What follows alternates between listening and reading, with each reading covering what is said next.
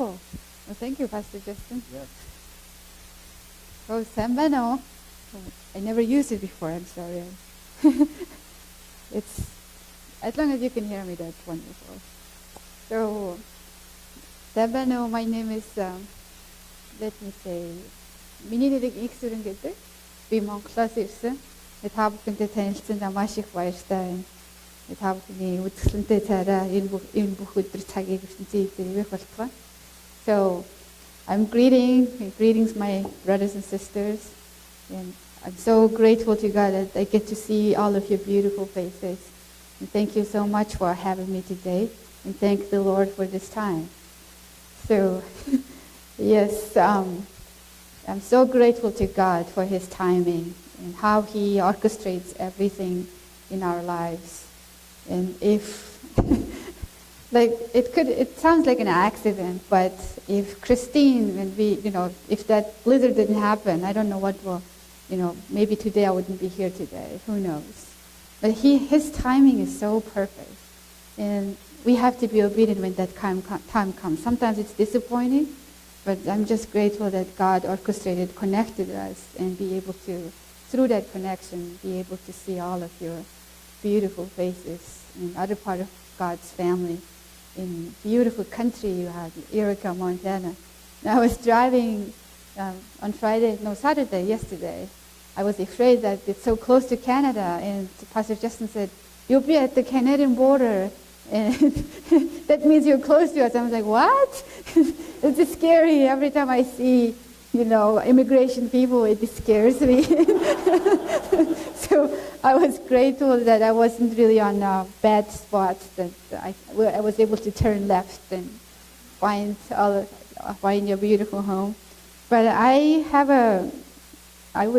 so blessed to be here, and I felt like I would love to share with you his story of my life, but that's really God's story and what He has done in my life. So please bear with me. Please be patient. Or excuse my English. If you don't understand, just please raise your hand. But the message I felt like to share with all of us today is from Romans 10:14 and 15.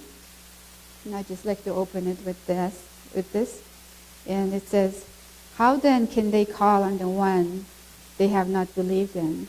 And how can they believe in the one of whom they have not heard? And how can they hear without someone preaching to them? And how can they preach unless they are sent? As it is written, how beautiful are the feet of those who bring good news. And my story really, I just love this scripture, that the whole Bible has amazing words over our life. But this scripture stuck out to me today, that it's saying all of us that if somebody hasn't sent and gone, like Gideons are going, and if they haven't left this book and God's message, how can they know there's a message and second chance, there's a hope in our lives? We never know. So I was born and raised in the northern side of Mongolia. That's called Dunghara. If you know that Montana is kind of really north of America, like longitude is like 40 degrees. And if you go all the way the same longitude, or do you call it latitude? And Mongolia is on the other side of the world. So I'm from the really north, like only 5 hours north-south of Russian border, place called Dzunghara. And it's not Dzungkhara, it's Dzunghara. And yeah. And I was born and raised there, but I'll go back up a little bit. How many of you like about history? Okay, some people like it. Thank God. And I'm learning about history too, and I just love to know where we came from. But we all know we came from Adam and Eve. God created us. But there's still some people who don't know it. And I haven't known it until when I was 14. But back in we know that Adam and Eve now then grew up, and we became a lot. And then Tower of Babel came. People, they're building a big tower for themselves. And God said, no, no, no, let's confuse their language. So we have all this beautiful different diversity, different languages. So then, we scattered the different nations born, I believe. So one of them is us, the Mongolians. But back from there, in Mongolia, we are pretty known to the world as a Chinggis Khan, but Americans call him Genghis Khan. But his name is Chinggis Khan. In 13th century, he was really good, big warrior and leader, conquered almost half of the world, the historians would say. But his gift was he had a beautiful gift to unite all the different parts of Mongolian ethnic groups, tribal groups, in one purpose, that they are united together.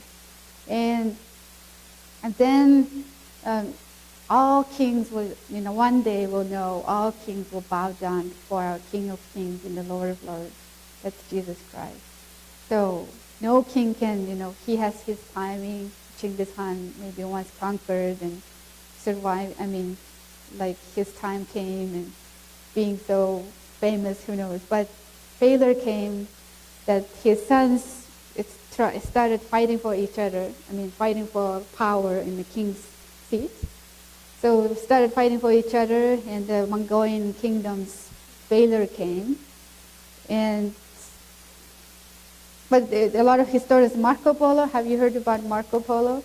He was in Mongolia a long time ago, but God was still at work. He was telling, I heard that there was a Mongolian, King Kublai Khan, not Kublai, Kublai Khan, Chinggis Khan's grandson.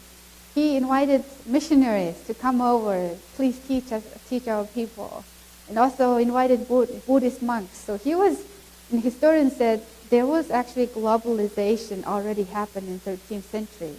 And there was marketing and Silk Road and trade happening.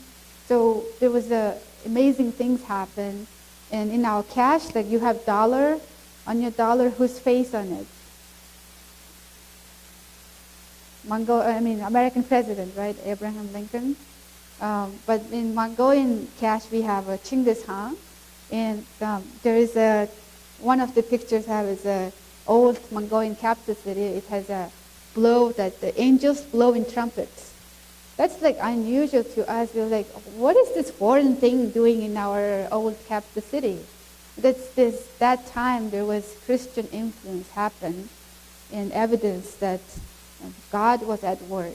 But a lot of the Christian missionaries were afraid to make it to Mongolia because they were so afraid of this. I'm sad to call it, but people literally call it barbarians or really hard, scary people. But not really. We are humans. But now that's kind of history background we had. But after failures of Chinggis Khan, in about 18th century, we became under Manchurians. That's the north of China. And about 200 years. So that brought Tibetan Buddhism. So Mongolia is still today really influenced by Tibetan Buddhism. So whole nation is kind of nominal Tibetan Buddhist country. And then after early 1921, Mongolian leaders started fighting against China. Mongolia always fight back and forth. And then leaders went to Russia. They asked, could you come and help us? So Russian communists, red heroes, they came over, helped Mongolians, and they fought together, pushed all the Chinese out. So Mongolia thought, we are a free country, hooray. But not, we weren't. We gently came under Russian communism.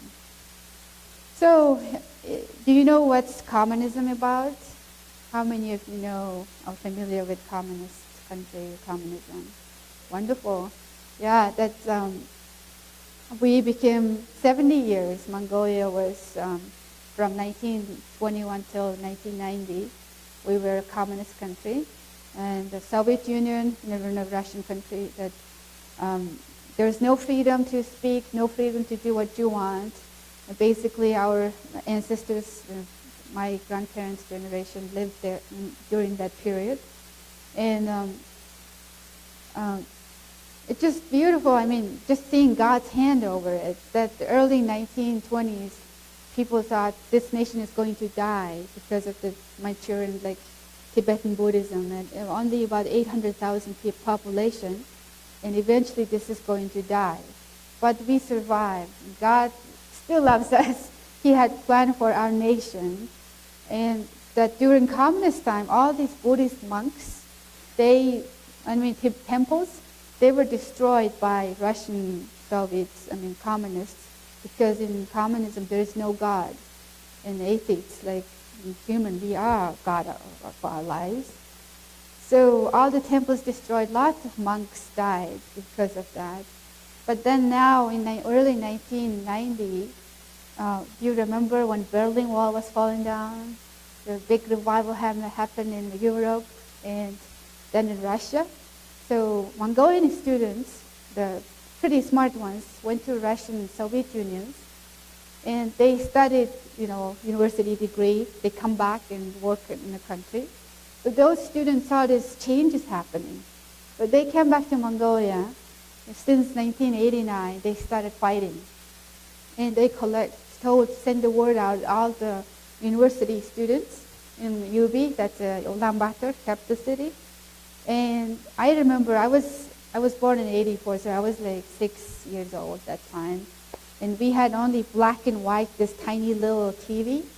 And we get to see only 2 channels. One is Russian, one is Mongolian. And everything is, there's not much choice.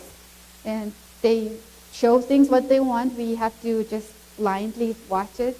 And sometimes now my American friends ask me, Enkush, have you seen this Disneyland movie? Or this cartoon? I was like, what are you talking about? But as I grow up as a child, we just had this Russian cartoon, wolf is chasing after rabbit. And that's only one, cartoon we would look at it in different series. So, but in that TV, we get to see this change in our nation.